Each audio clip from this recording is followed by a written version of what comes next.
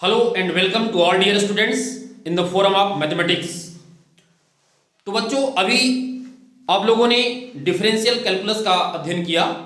Differential calculus के अंतर्गत आप लोग किसी दिए हुए फंक्शन का अवकल गुणांक ज्ञात करते हो। जैसे D by D x of x cube करते हो तो कितना मिलता है 3x स्क्वायर। तो यहां पर जो 3x स्क्वायर मिला ये एक्स क्यूब का क्या कहलाया, डिफरेंशियल कोफिशिएंट, अवकल गुणांक। D by D x of, यदि हम लिखते हैं कैपिटल एफ एक्स, तो इसका आंसर मान लीजिए क्या मिलता है जी एक्स। क्यों ऐसा हम लिख रहे हैं? क्योंकि जब हम एक्स क्यूब एक्स का फंक्शन है और जब इसका डिफरेंशियल कोफिशिएंट निकाला गया तो डिफरेंशियल कोफिशिएंट भी एक्स का एक फंक्शन आता है। मतलब किसी फंक्शन का जो डिफरेंशियल कोफिशिएंट है, जो अवकल गुणांक है, वह भी एक्स का एक फंक्शन होता है। तो हमने मान लिया कि कैपिटल एफ एक्स एक एक्स का फंक्शन है और इसका डिफरेंशियल कोफिशिएंट जी एक्स, क्योंकि जी एक्स भी एक्स का एक फंक्शन है। तो यहां पर जो डिफरेंशियल कोफिशिएंट मिला है वह भी एक्स के फंक्शन के रूप में है। तो ओवरऑल हमें देखना यह है कि यदि हम एक्स क्यूब से 3x स्क्वायर हमें मिला, डिफरेंशिएट करने से मिला, तो क्या 3x स्क्वायर से हमें x क्यूब मिल सकता है? प्रश्न अब यह है, क्योंकि हम डिफरेंशियल का अध्ययन कर चुके हैं, कैलकुलस के अंतर्गत अब कुछ और चीजें हमें सोचना पड़ेगा। तो कैपिटल एफ एक्स से हमें gx मिला बाय डिफरेंशिएटिंग fx। तो अब प्रश्न यह है कि क्या gx से आपको fx मिल सकता है? यदि fx से gx मिला बाय डिफरेंशियल करने पर, तो क्या gx को हम fx में चेंज कर सकते हैं? क्या कैलकुलस के अंतर्गत ऐसी कोई टेक्निक है? तो इसका आंसर है यस। इंटीग्रेशन एक ऐसी टेक्निक है जो यहां पर gx को fx में कन्वर्ट कर देती है। तो उस प्रोसेस का नाम क्या है? इंटीग्रेशन। ये इंटीग्रेशन एक ऐसा प्रोसेस है जो कि gx को किसमें कन्वर्ट करेगा? fx में। मींस 3x स्क्वायर को किसमें कन्वर्ट करेगा? x cube. तो इसको हम सिंबॉलिकली कैसे लिखेंगे? लिखने का सिस्टम क्या होगा? सिस्टम देखिए कि जैसे x क्यूब को डिफरेंशिएट करने पर आपको 3x स्क्वायर मिला, तो 3x स्क्वायर को कन्वर्ट करना है, 3x स्क्वायर को कन्वर्ट करना है, किसमें कन्वर्ट करना है? x क्यूब में कन्वर्ट करना है। लेकिन कोई ना कोई आपको प्रोसेस लगानी होगी और अभी हमने बताया कि उस प्रोसेस का नाम क्या है? इंटीग्रेशन। तो सिंबॉलिकली इसको लिखते कैसे हैं कि 3x स्क्वायर को जब हम इंटीग्रेट करेंगे, मींस ये सिंबल आता है इसमें, और इसके आगे हम क्या यूज करेंगे? dx। तो ये कन्वर्ट कर देता है 3x स्क्वायर को, ये सिंबल लगाने से ये कन्वर्ट हो जाता है किसमें कन्वर्ट हो रहा है? x cube. ये x क्यूब में कन्वर्ट हो जाता है। तो 3x स्क्वायर, इसका मतलब ये हुआ कि 3x स्क्वायर का हमने क्या कर दिया? इंटीग्रेशन कर दिया, और इंटीग्रेशन कर दिया तो ये किसमें कन्वर्ट हो गया? x cube. इसी प्रकार इसको हम सिंबॉलिकली क्या लिख सकते हैं कि gx को किसमें कन्वर्ट कर रहे हैं? इंटीग्रल ऑफ gx, ये gx कन्वर्ट होगा किसमें? Capital fx। अब यहां पर आपको क्या समझना है? इन संकेतों को समझ लेना है कि ये संकेत क्या है। यहां पर जो gx है, gx एक फंक्शन है और इस फंक्शन पर ये सिंबल जो बना हुआ है ये है साइन ऑफ इंटीग्रेशन। इसको बोलते हैं साइन ऑफ इंटीग्रेशन। ये साइन ऑफ इंटीग्रेशन हो गया। और यहां पर जो dx है, ध्यान दीजिए, यहां पर ये फंक्शन है, फंक्शन के पहले सिंबल होता है और फंक्शन के बाद dx लिखा होता है। अब इन सबकी मीनिंग क्या है इसको समझें। dx का मतलब ये एलिमेंट ऑफ इंटीग्रेशन है, मींस इसमें जो x लगा हुआ है वो उसको बोलते हैं वेरिएबल ऑफ इंटीग्रेशन। इंटीग्रेशन का वेरिएबल मतलब x के रिस्पेक्ट में यह इंटीग्रेशन किया जाना है with respect to x। dx का मतलब विथ रिस्पेक्ट टू x के रिस्पेक्ट में इंटीग्रेशन होना है। जिस फंक्शन का यहां पर जो फंक्शन लिखा है, इस फंक्शन को हम बोलते हैं क्या? समाकल्य, इंटीग्रांड। ये समाकल्य है, यानी जिस फलन का हम समाकलन ज्ञात करते हैं उसे बोलते हैं क्या? समाकल्य या इंटीग्रांड। और जो आंसर आता है, यहां पर जो आंसर मिला है इसको बोलते हैं समाकल। ये है आपका क्या, समाकल। ये सिंबल है समाकलन का, ये चिन्ह है। और ये जो पूरी प्रोसेस है, जिस प्रोसेस से gx fx में कन्वर्ट होता है, उस प्रोसेस का नाम क्या है, उस प्रोसेस का नाम है इंटीग्रेशन, समाकलन। तो यहां पर दो तीन शब्द नए आपको मिले। एक समाकलन, पूरी प्रोसेस का नाम क्या है, समाकलन। जिस फंक्शन का समाकलन किया जाना है उस फंक्शन को क्या बोलते हैं, समाकल। और जो आंसर आता है समाकलन करने पर उसको बोलते हैं हम क्या, समाकल। तो यहां पर सबसे महत्वपूर्ण चीज ये है कि हमने x³ का डिफरेंशियल किया तो हमें मिला क्या, 3x²। और 3x² का हम क्या कर रहे हैं, 3x² का इंटीग्रेशन कर रहे हैं तो हमें क्या मिल रहा है, x³ मिल रहा है। इसका मतलब ये हुआ कि जो इंटीग्रेशन है वो डिफरेंशिएशन का इनवर्स प्रोसेस है। Integration is the inverse process of differentiation. यहां पर आपने सीखा integration is the inverse process, integration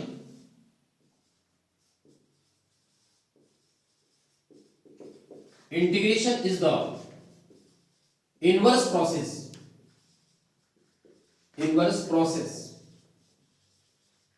of differentiation।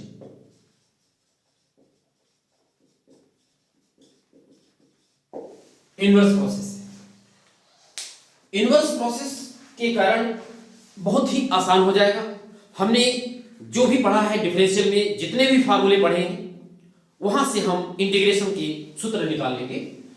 इसके पहले एक चीज और देखें कि हमारा जो इंटीग्रेशन है, यदि हम डिफरेंशियल करते हैं x³ का तो हमें मिलता है कितना, 3x² में। x³ का डिफरेंशियल मिला कितना, 3x²। इसका मतलब क्या हुआ, इसका मतलब हुआ कि इंटीग्रल 3x² का, 3x² का इंटीग्रल कितना आ गया, x³ आ गया, x³ आ गया।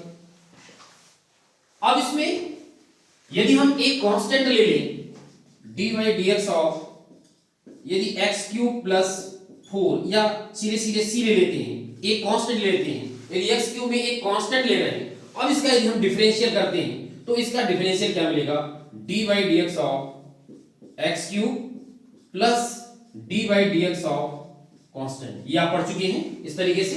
और जब डिफरेंशियल करते हैं तो क्या मिला, देखिए यहां मिलेगा आपको क्या, 3x² और यहां पर क्या मिल जाएगा, कांस्टेंट का डिफरेंशिएशन 0, आप जानते हैं। तो ये भी रिजल्ट कितना मिला, रिजल्ट उतना ही मिला 3x² जितना इसमें मिला था। अब चूंकि हमारा इंटीग्रेशन क्या है, इनवर्स प्रोसेस है, इसका मतलब 3x² का यदि हम इंटीग्रेशन करेंगे तो हमें क्या मिलेगा, x³ प्लस c। मींस यहां से रिजल्ट क्या मिला आपको, integration of 3x² is equal to कितना, x³ प्लस c। क्या मतलब हुआ इसका, कि 3x² का जो इंटीग्रेशन है वो x³ भी है, 3x² का इंटीग्रेशन x³ प्लस c भी है। और यहां पर c एक कांस्टेंट है और इस कांस्टेंट को हम कोई भी मान प्रदान कर सकते हैं। इसका मतलब ये हुआ कि किसी भी फंक्शन के जो इंटीग्रल वैल्यू होती है, किसी भी फंक्शन की इंटीग्रल वैल्यू वो फिक्स नहीं है। x³ है, यहाँ x³ प्लस c है, और c को विभिन्न मान दे करके हम भिन्न भिन्न इंटीग्रल निकाल सकते हैं। तो इसका मतलब हुआ कि हमारा जो इंटीग्रल आता है, जो इंटीग्रेशन करने से वैल्यू जो आती है वो यूनिक नहीं है। इसीलिए इस प्रकार का जो इंटीग्रल है वो क्या होता है, इनडिफिनिट इंटीग्रल। इसीलिए आपके बुक में मिलेगा इनडिफिनिट इंटीग्रल। इंटीग्रल इनडिफिनिट क्यों, उसका कारण है कि यहां पर ये जो c है उसको क्या बनाता है, इनडिफिनिट बनाता है। तो इस तरीके से इनडिफिनिट इंटीग्रल, आज हमको इनडिफिनिट इंटीग्रल पढ़ना है, और वो भी पढ़ना है कैसे, integral is the inverse process of differentiation. Inverse process का मतलब है कि यदि हमें डिफरेंशियल का फार्मूला पता है तो हम वहां से इंटीग्रल का फार्मूला निकाल सकते हैं। तो आइए देखते हैं कुछ स्टैंडर्ड फार्मूले, स्टैंडर्ड फार्मूला इंटीग्रेशन। तो स्टैंडर्ड फार्मूला के अंतर्गत सबसे पहला फार्मूला अपने डिफरेंशियल, मतलब हम डिफरेंशिएशन से इंटीग्रल के फार्मूले निकालेंगे। तो पहला फार्मूला जैसे आपका डिफरेंशियल का, डिफरेंशियल में आपने पढ़ा है dy/dx of x power n+1 divided by n+1। चलिए इसका डिफरेंशियल आपको करना है। डिफरेंशियल करिए। तो इसका डिफरेंशियल जब हम करते हैं तो चूंकि n+1 कांस्टेंट है इसलिए इसको बाहर कर दीजिए, n+1 को बाहर कर दिया, n+1। अब डिफरेंशियल किसका करना है हमें, x पावर n+1 का। तो इसका डिफरेंशियल कैसे करेंगे, पहले पावर को शुरू में लिखेंगे n+1 और इसके बाद x का पावर क्या होगा, 1 घटा देंगे तो कितना आ जाएगा, x पावर n। और इस तरीके से n+1 और n+1 कैंसिल हो जाएगा, हमें रिजल्ट क्या मिला, x पावर n। तो x power n+1 upon n+1 का डिफरेंशियल कितना है, x पावर n। तो by definition of integration this is the inverse process. तो यहां पर हम क्या कर सकते हैं कि इंटीग्रल x पावर n का इंटीग्रल कितना हो जाएगा, x पावर n का इंटीग्रल कितना होगा, x power n+1, x power n+1 upon n+1, ये इसका इंटीग्रल है। यहां पर कंडीशन क्या होती है, क्योंकि n+1 नीचे है इसलिए हम n का मान -1 नहीं रख सकते, -1 रखने पर ये अनडिफाइंड हो जाएगा, इसलिए इसमें कंडीशन लगी रहती है क्या, n is not equal -1, n is not equal -1। इसको पढ़ेंगे कैसे, integral of x power n with respect to x, integral of x power n with respect to x, इसकी वैल्यू ये मिल गई। अब आपको जब आप एक्सरसाइज में सवाल लगाएंगे तो आप इस फार्मूले का प्रयोग करेंगे। मतलब यदि फंक्शन आपका x पावर n के रूप का है, x स्क्वायर है, x क्यूब है, x पावर 5/2 या 1/x3 1/√x, इस तरीके के जो फंक्शन है तो वहां पर इस फार्मूले का हम प्रयोग कर पाएंगे। इस फार्मूले का मतलब क्या हुआ, इस फार्मूले का मतलब है कि पावर को पहले हमें 1 इंक्रीज करना है, पावर 1 बढ़ाना है। यदि n है यहां तो n+1 हो जाएगा और इंक्रीज जो पावर है वो सीधे सीधे कहां जाएगा, आपका नीचे आ जाएगा, यानी हर में आ जाएगा n+1। तो ये काफी महत्वपूर्ण फार्मूला है इंटीग्रेशन के अंतर्गत, ये पहला फार्मूला है इंटीग्रल का। अब इस फार्मूले पर बेस्ड जैसे एक छोटा क्वेश्चन लेते हैं, एक छोटा क्वेश्चन, जैसे आपको इंटीग्रल करना है x power 5 with respect to x, integral of x power 5 with respect to x। तो आप क्या करेंगे, सबसे पहले पावर को बढ़ा दें, 5 में 1 जोड़ दीजिए, 5 घन 1, और यही पूरा का पूरा जो पावर है वो नीचे आ जाएगा, यानी कुल मिलाकर के ये वैल्यू कितनी होगी, x पावर 6/6। इस तरीके से आप कर पाएंगे इंटीग्रल। आपको एक और एग्जांपल दे दें, मान लीजिए आपको इंटीग्रल करना है √x dx, तो यहां पर आप कर पाएंगे, इसको आप पहले पावर के रूप में लिख लें, x power 1/2 with respect to x, और इसके बाद पावर 1 इंक्रीज करें तो x पावर हो जाएगा हाफ, इसमें 1 ऐड कर दें और नीचे फिर वही इंक्रीज पावर जो भी रहेगी सीधे सीधे नीचे आ जाएगी, और इसका रिजल्ट आपको मिलेगा x पावर 3/2, यहां पर भी जोड़ने पर कितना मिला, 3/2, और इसको सॉल्व करेंगे आप तो मिल जाएगा कितना, 2/3 x पावर 3/2। तो इस तरीके से एक्सरसाइज में फिर करेंगे क्वेश्चन, इसको आप समझ लें कि ये इंटीग्रल का पहला फार्मूला आपको मिल गया, x power n with respect to x is equal to x power n+1 divided by n+1। अब दूसरे फंक्शन की ओर चलते हैं, दूसरा फंक्शन लेते हैं। दूसरा फंक्शन डिफरेंशियल ऑफ, आपने पढ़ा है log x, दूसरा differential of log x base e, इसका डिफरेंशियल कितना होता है, 1/x। यदि इसका डिफरेंशियल log x का डिफरेंशियल 1/x है तो 1/x का इंटीग्रल हम निकाल सकते हैं, 1/x का इंटीग्रल, यानी वैल्यू इसकी इंटीग्रल ऑफ 1/x का integral 1/x with respect to x कितना आएगा, log x base e। Integral में हमने बताया था जैसे इन कांस्टेंट आप लिख सकते हैं और छोड़ भी सकते हैं, लेकिन माना हमेशा जाता है कि कांस्टेंट ऑफ इंटीग्रेशन हमेशा उसमें रहेगा। इंडिफरेंट इंटीग्रल में कांस्टेंट ऑफ इंटीग्रेशन सदैव रहेगा। तो इस तरीके से आपका ये दूसरा फार्मूला हो गया 1/x का इंटीग्रल क्या, log x। फार्मूले आप याद करते जाएंगे, समझते जाएंगे, और चूंकि इंटीग्रल में फार्मूला बहुत है, धीरे धीरे एक एक करके फार्मूले का अध्ययन करेंगे। चलिए तीसरा फार्मूला देखते हैं। तीसरा जो फार्मूला है dy dx of e power x, exponential function E power x का डिफरेंशियल ई पावर एक्स ही आता है, तो इसका मतलब इसका इंटीग्रल भी ई पावर एक्स करेंगे तो ई पावर एक्स आ जाएगा। Integral of e power x with respect to x is equal to e power x plus constant. तो इस तरीके से ये ई पावर एक्स हो गया। फिर अगला लेते हैं, इसमें डी बाई डी एक्स आपने पढ़ा ए पावर एक्स, ए पावर एक्स का डिफरेंशियल क्या होता है, ए पावर एक्स लॉग ए बेस ई, ए पावर एक्स का डिफरेंशियल ए पावर एक्स लॉग ए बेस ई होता है। अब इसमें लॉग ए बेस ई पूरी तरह कांस्टेंट है, देखिए इसमें एक्स नहीं है, एक्स जैसा कोई पद इसमें नहीं है। इसका यदि हम ट्रांसफर कर दें यहां पर लेफ्ट साइड में तो ये नीचे आ जाएगा, यानी इसको हम लिख सकते हैं ट्रांसफर करके 1 अपॉन लॉग ए बेस ई नीचे आ गया, और डी बाई डी एक्स, इसी इक्वेशन को हम फिर से लिख रहे हैं, ए पावर एक्स बराबर कितना आएगा, इधर ए पावर एक्स बचेगा। ध्यान दें लॉग ए बेस ई का ट्रांसफर हमने कर दिया लेफ्ट साइड में, तो ये यहां आ गया और यहां बचेगा क्या, केवल ए पावर एक्स। डिफरेंशियल में आप जानते हैं कि किसी कांस्टेंट को हम डिफरेंशियल करते समय बाहर कर देते हैं तो हम इसको अंदर भी लिख सकते हैं। तो इसको लिखने का जो सिस्टम है क्या हो जाएगा, D by D x of A power x divided by log A base E बराबर ए पावर एक्स। ध्यान दें A power x divided by log A base E, इसका डिफरेंशियल कितना मिला आपको, ए पावर एक्स। इसका मतलब यदि ए पावर एक्स का इंटीग्रल करें तो हमें ये वैल्यू मिलेगी, तो फार्मूला को मिलेगा integral of A power x with respect to x is equal to a power x divided by log A base, ये फार्मूला आपको मिल गया ए पावर एक्स का इंटीग्रल। तो ये चौथा फार्मूला इंटीग्रल का।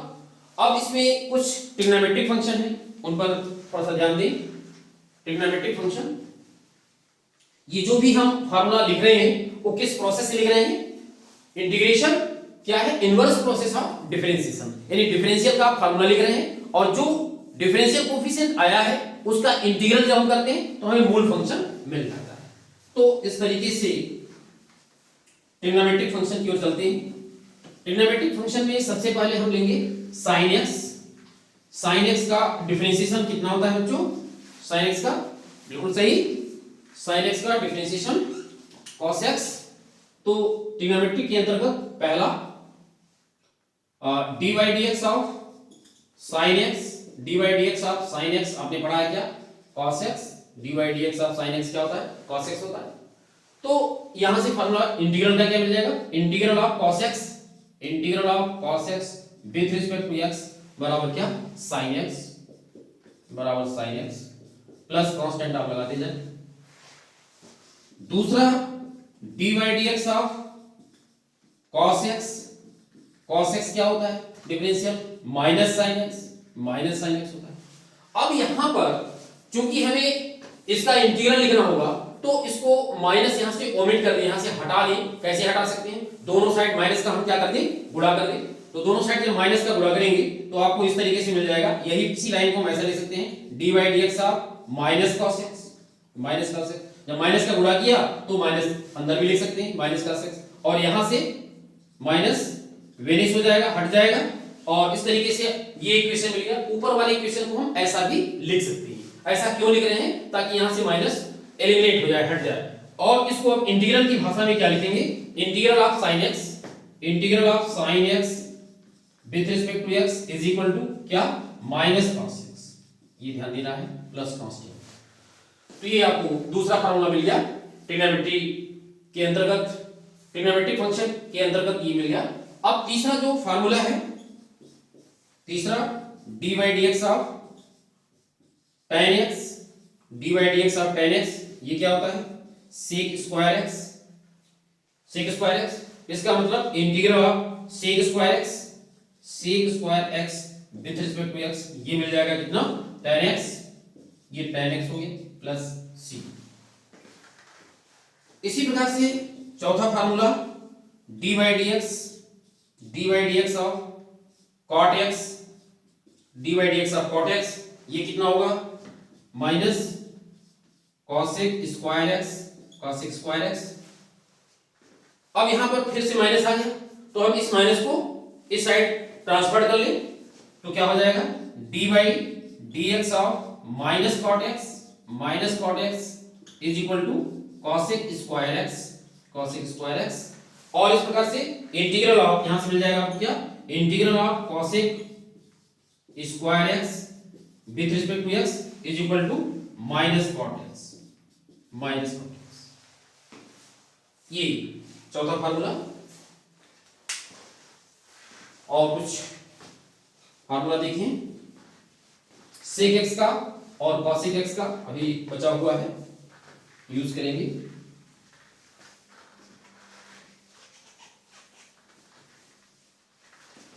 इंटीग्रल सेक एक्स का मतलब पहले डिफरेंशियल लिखें, differential of sec x, differential of sec x क्या होता है, sec x tan x, sec x into tan x, sec x into tan x.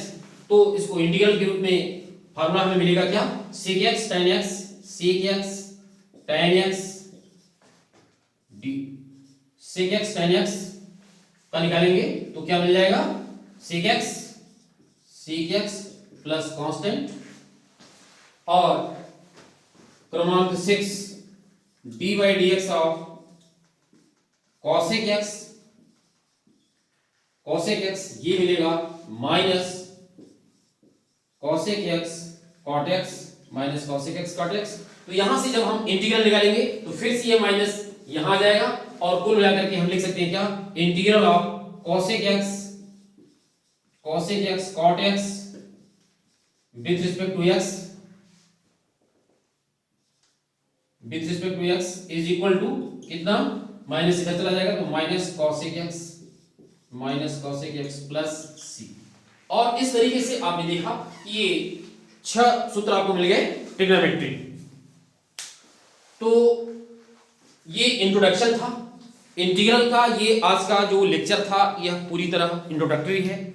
इसमें आपको ये जानना था कि जो इंटीग्रेशन है वो डिफरेंशिएशन का इनवर्स प्रोसेस है।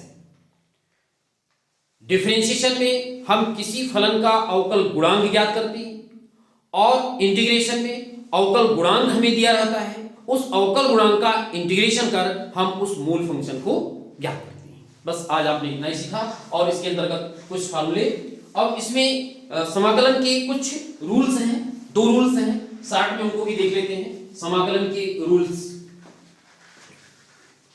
यदि आप समाकलन के रूल्स पढ़ लेंगे तो आपको एक्सरसाइज करने में सुविधा होगी और आप एक्सरसाइज, तो नेक्स्ट क्लास में हम एक्सरसाइज कराएंगे। चलिए समाकलन के नियम, समाकलन के नियम। फर्स्ट रूल इसका ये है कि इंटीग्रल ऑफ, यदि कोई फंक्शन के साथ कांस्टेंट इनटू के रूप में है, मतलब कांस्टेंट मान लीजिए सी अथवा कांस्टेंट के रूप में के ले लेते हैं, के या फिक्स ऐसा है विद रिस्पेक्ट टू एक्स, ये करना है। कोई कांस्टेंट लगा हुआ है ना फंक्शन के साथ इनटू के रूप में, तो कांस्टेंट जो है वो बाहर आ जाएगा, ये नियम है। मतलब कांस्टेंट बाहर आ गया, इंटीग्रल हमें किसका करना होता है, फंक्शन का, तो के टाइम्स या फिक्स dx ये हो जाएगा।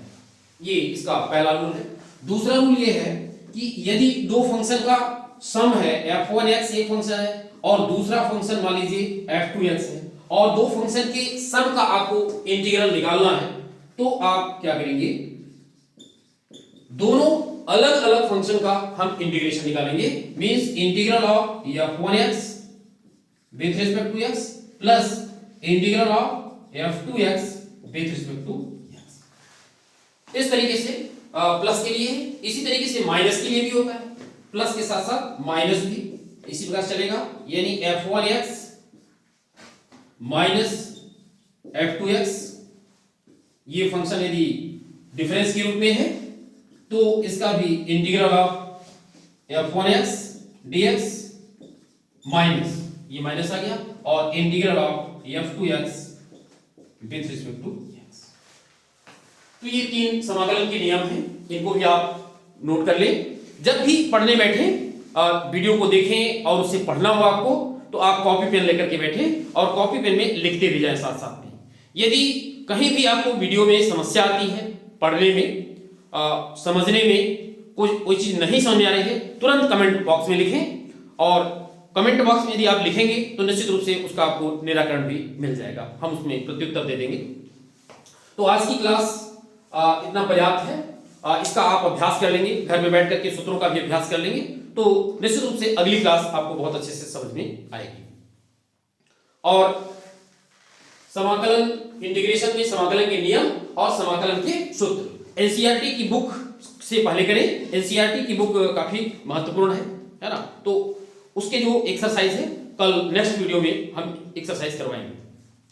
अगली नोटिफिकेशन प्राप्त करने के लिए चैनल को सब्सक्राइब कर बेल आइकन को प्रेस करते हुए ऑल बटन को क्लिक करें और यदि ये वीडियो आपको अच्छा लगा हो तो वीडियो को लाइक करें। मिलते हैं फिर अगली क्लास में। Thank you.